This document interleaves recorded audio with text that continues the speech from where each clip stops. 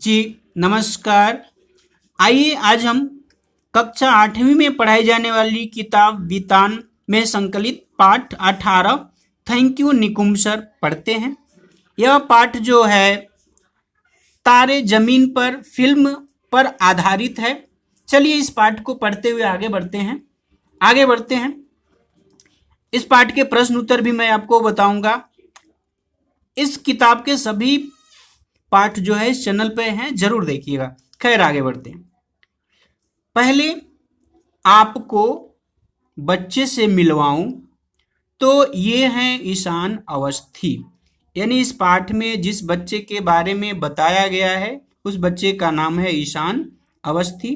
10 साल के हो गए हैं, लेकिन 2 साल से तीसरी कक्षा में ही पढ़ रहे हैं।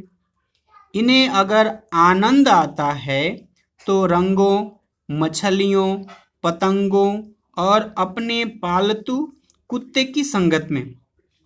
ध्यान रहे ये एक प्रश्न का उत्तर है कि ईशान अवस्थी को आनंद किस बात में आता था, किस काम में आता था। तो उत्तर है कि रंगों, मछलियों, पतंगों और अपने पालतू कुत्ते की संगत में, अर्थात इनके साथ खेलने में, ये काम करने में। क्लास में क्या पढ़ाया जा रहा है इनकी समझ में नहीं आता था। कुछ पढ़ने की कोशिश में सारे अक्षर आंखों के सामने डांस करने लगते थे। होमवर्क में इन्हें चिढ़ थी, यानी होमवर्क से इनको जो है चिढ़ होती थी। इनको अच्छा नहीं लगता था अगर गृह कार्य दिया जाए। रिपोर्ट कार्ड इनके लिए कागज का टुकड़ा भर था, जिसका इस्तेमाल इनके डॉगी ज्यादा अच्छी तरह से कर सकते थे। और वो भी कैसे? उसे चिंदी चिंदी करके। आगे बढ़ते हैं।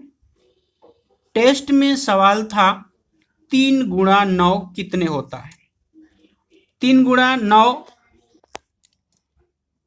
जी हाँ, जैसे कि आप यहाँ देख सकते हैं टेस्ट में सवाल था 3 गुणे 9 मतलब 3 इंटू 9 इक्वल टू कितना आएगा, ये उत्तर देना था। कितने? तो सामने आ गए सौर मंडल के 9 ग्रह। ईशान का रॉकेट नंबर 3 के ग्रह धरती को नंबर 9 के ग्रह केतु के पास ले गया। देखिए ईशान को यही परेशानी होती थी। एक बार फिर यहां से देखिए, ईशान का रॉकेट जो है रॉकेट नंबर 3 के ग्रह धरती को नंबर 9 के ग्रह केतु के पास ले गया। दोनों में टक्कर हुई और 9 हो गया चूर चूर, अर्थात 9 जो है टूट गया। बचा क्या? 3, यानी जवाब हुआ 3। लिख दिया आंसर शीट पर। ईशान का तरीका तो यही था।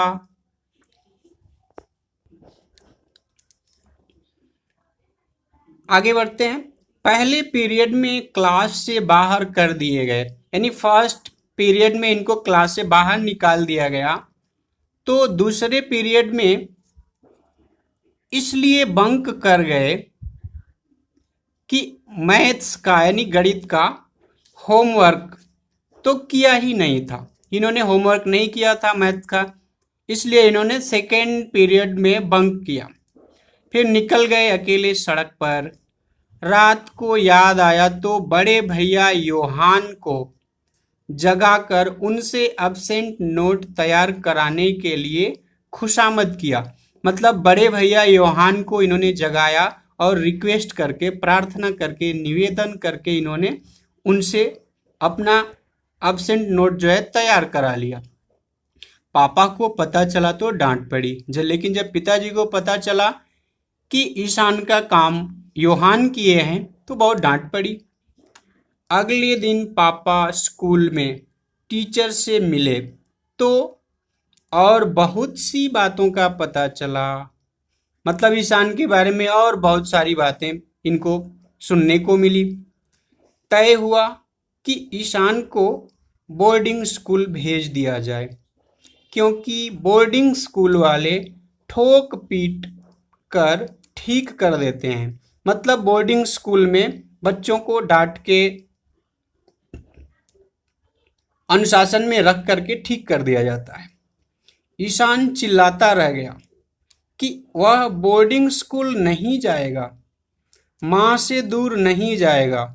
लेकिन पिता नहीं माने। पिताजी ने निश्चय कर लिया कि इनको जो है बोर्डिंग स्कूल भेजना ही है, और उन्होंने वही किया। वहां से पिता को आश्वासन मिला कि यहाँ तो बड़े बड़े, यानी बोर्डिंग स्कूल से, ठीक है, बड़े बड़े बिगड़ैल घोड़ों को नाल पहनाई है हमने। यानी बोर्डिंग स्कूल में जाने के बाद उन्हें वहाँ के कर्मचारियों ने, अध्यापकों ने बताया कि हमने बड़े बड़े बिगड़ैल घोड़ों अर्थात बड़े बिगड़े बच्चों को भी हमने सुधार दिया है, सही कर दिया है। और था भी कुछ ऐसा ही था, मतलब वहां जाकर के बिगड़े बच्चे भी सुधर गए थे। हर टीचर डपटते कुछ इस तरह, यानी डांटते थे कुछ ऐसे कि वह डांट कम और अपमान ज्यादा होता था, यानी इंसल्ट होती थी, बेइज्जती ज्यादा होती थी। ड्राइंग टीचर तो पिटाई करने से भी नहीं चुके, यानी ड्राइंग टीचर जो है मारते भी थे।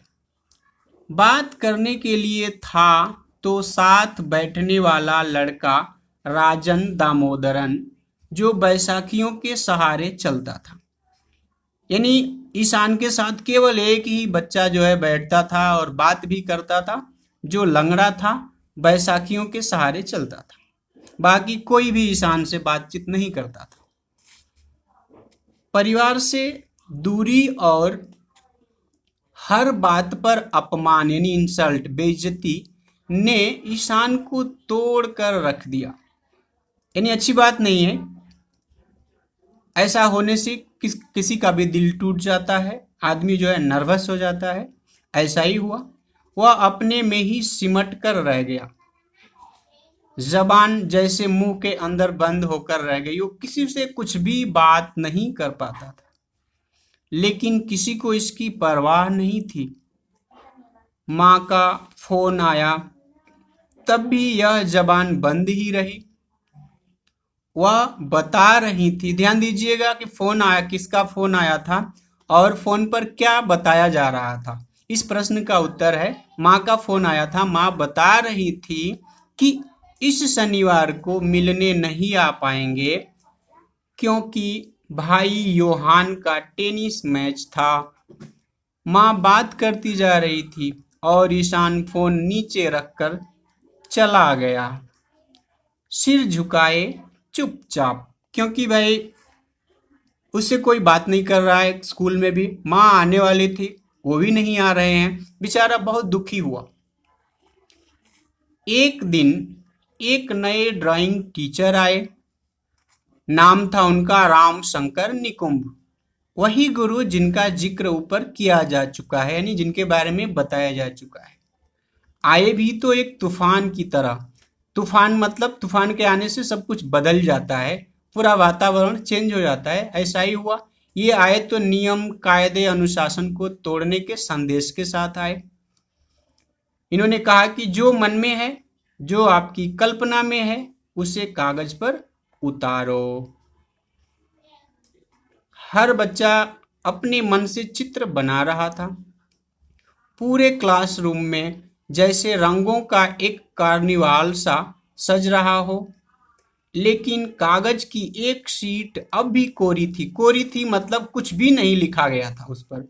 निकुंभ सर की नजर इस कार्निवाल पर से घूम घूम कर उस सफेद शीट की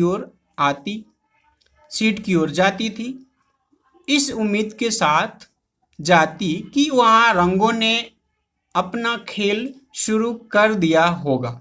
मतलब ये सोचते थे कि बच्चा अब कुछ कर रहा होगा, अब कुछ कर रहा होगा, लेकिन जब भी उन्होंने देखा तो कुछ नहीं, लेकिन सीट तो कोरी ही मिलती। उस चुप्पे से बच्चे से बात करने की कोशिश की, लेकिन जबान तो क्या, उसकी उदास आंखें भी कुछ बोलने से इनकार कर रही थी। मतलब वो बोलना तो दूर, बच्चे ने इनसे आंख भी नहीं मिलाया। देख करके भी बात नहीं किया।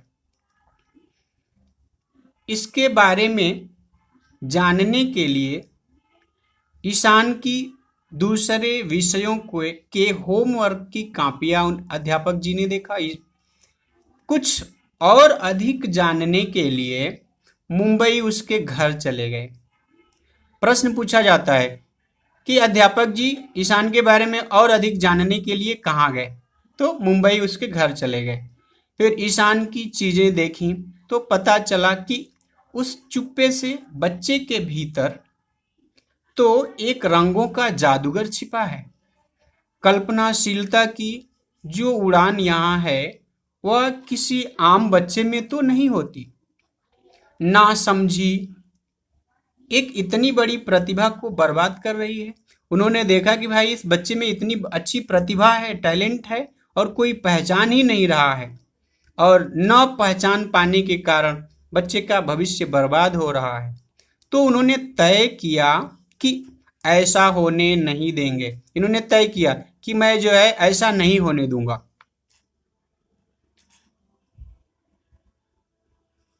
पहले तो पिता को डांट पिलाई, यानी घर गए तो इन्होंने पिताजी को डांटा ईशान के। फिर बताया कि डिसलेक्सिया नाम की, ध्यान दीजिएगा इस बीमारी का नाम जो है आपको लिखने के लिए जरूर पूछा जाएगा। आप इसकी ये जो वर्तनी है यानी स्पेलिंग है ठीक से देख लीजिए, प्रैक्टिस कर लीजिए। उन्होंने बताया कि डिसलेक्सिया नाम की एक बीमारी होती है जिसमें बच्चे को शब्दों और अंकों की जटिल प्रक्रिया को समझने में दिक्कत होती है। ये उत्तर है प्रश्न का। जो चीजें आम बच्चे को आसानी से समझ में आ सकती हैं उन्हें समझाने के लिए उस पर अतिरिक्त मेहनत यानी एक्स्ट्रा वर्क की जाने की जरूरत होती है, मतलब और ज्यादा मेहनत करने की जरूरत होती है। लेकिन उसकी उस एक अक्षमता को लेकर, मतलब उसकी इस एक कमी को लेकर कोसते रहने, मतलब उसको डांटते रहने से एक कलाकार के रूप में उसकी प्रतिभा को बर्बाद किया जा रहा है। मतलब इन्होंने देखा कि उस बच्चे को कोई समझाने का प्रयास नहीं कर रहा है बल्कि उसे डांट रहे हैं, जिसके कारण क्या है, वह बच्चा जो है दबता जा रहा है। स्कूल में प्रिंसिपल को भी समझाया कि एक होनहार बच्चे को नालायक मानकर कोसा जा रहा है और नष्ट किया जा रहा है। उसे डांट की नहीं, समझे जाने की जरूरत है, यानी उस बच्चे के बारे में समझने की जरूरत है कि उसकी जो है कमजोरी क्या है, और फिर उसे ठीक करने की जरूरत है। सहानुभूति की जरूरत है, उस बच्चे के साथ मिल के, उसके साथ हंस के खेल के उसे समझाने की जरूरत है। वह अपने काम पर लग गए, यानी इन्होंने ठान लिया था कि मैं कुछ करूंगा, इस बच्चे की प्रतिभा को मैं सबके सामने लाऊंगा। वे काम पर लग गए। उस चुप्पे बच्चे यानी न बोलने वाले बच्चे की पहले तो उन्होंने जबान लौटाई, यानी उन्होंने उसे बुलवाया, बार बार उन्होंने प्रयास किया, कुछ बोलने के लिए सिखाते रहे, बोलने लगा बच्चा। फिर उसकी कल्पना शक्ति और कुछ दिखाने की इच्छा को भी उन्होंने वापस लाया, मतलब उसके टैलेंट को इन्होंने निखारा, सामने लाया। दूसरे विषयों पर भी वे उसके साथ मेहनत करते रहे। और फिर एक दिन निकुंभ सर ने एक अनोखा ऐलान किया। क्या ऐलान था, ये प्रश्न पूछा जाता है। तो ऐलान था स्कूल में एक ड्राइंग कंपटीशन का, जिसमें सब हिस्सा लेंगे, बच्चे भी और टीचर भी। नियत दिन यानी जिस दिन फिक्स किया गया था, टाइम बताया गया था, तो नियत दिन पर कंपटीशन शुरू हुआ। सब आए लेकिन ईशान का कहीं पता नहीं था। समय हो गया था। राजन से पूछा तो पता चला कि वह तो सुबह ही उठकर कहीं चला गया था। वह गया था झील के किनारे, यानी एक सरोवर, लेक के किनारे, उसके पूरे वातावरण को सुबह की आभा में अपने भीतर समेटने। यानी वो गया और तालाब जो है सुबह कितना सुंदर दिखता है, उसके सौंदर्य को, उसकी ब्यूटी को अपने अंदर जो है समेटने के लिए गया था। 1 घंटा बीत गया था। निकुंभ सर निराश हो गए थे, लेकिन तभी वह दिखाई दिया और बिना कुछ बात किए काम पर लग गया। निर्णय के लिए आई थी प्रख्यात चित्रकार ललिता लाजमी। ध्यान दीजिएगा, निर्णय के लिए कौन आई थी पूछा जाएगा, तो प्रख्यात चित्रकार ललिता लाजमी। प्रिंसिपल साहब ने निर्णय की घोषणा की कि 2 चित्रों के बीच टाई है, यानी 2 चित्र अच्छे हैं, इन्हीं में जो है कंपटीशन है। जीतना तो एक को ही था, इसलिए गुरु निकुंभ सर पीछे रह गए और जीत गया ईशान। शिष्य ईशान यानी छात्र। तालियों का शोर हो रहा था, लेकिन ईशान अपने में सिमटा बच्चों के पीछे दुबका जा रहा था। मतलब वो छुप रहा था, उसको अपने इस कामयाबी पर विश्वास नहीं हो रहा होगा। स्कूल की एनुअल रिपोर्ट छपी तो उसके पहले आवरण पर यानी फर्स्ट पृष्ठ पर जो है छपी थी ईशान की पेंटिंग, और पीछे यानी बैक पृष्ठ पर जो है निकुंभ सर की पेंटिंग छपी। ईशान का चेहरा रंगों के अंतरिक्ष के बीच में खुशी से खिला हुआ, यानी ईशान बहुत प्रसन्न है।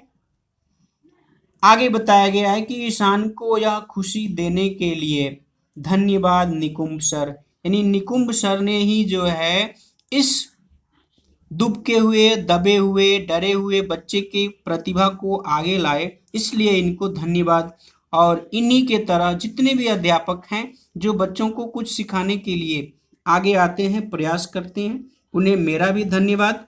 आपने सुना, आप कुछ सीखे, आप भी कुछ लोगों को सिखाएं, इसके लिए मैं भी आपको धन्यवाद देता हूं। अच्छा, आज के लिए इतना ही। आगे आप ध्यान रखिए, इस पाठ का प्रश्न और उत्तर भी जरूर आएगा। आप इस चैनल से बने रहें, आपका फायदा होगा। मित्रों के साथ भी शेयर करें। खैर, जहां भी रहें सावधान रहें, आपके किसी भी कार्य से किसी को कुछ नुकसान ना हो, आप इस बात का सदा ध्यान रखें। अच्छा, फिर मिलेंगे। जय हिंद, जय हिंदी।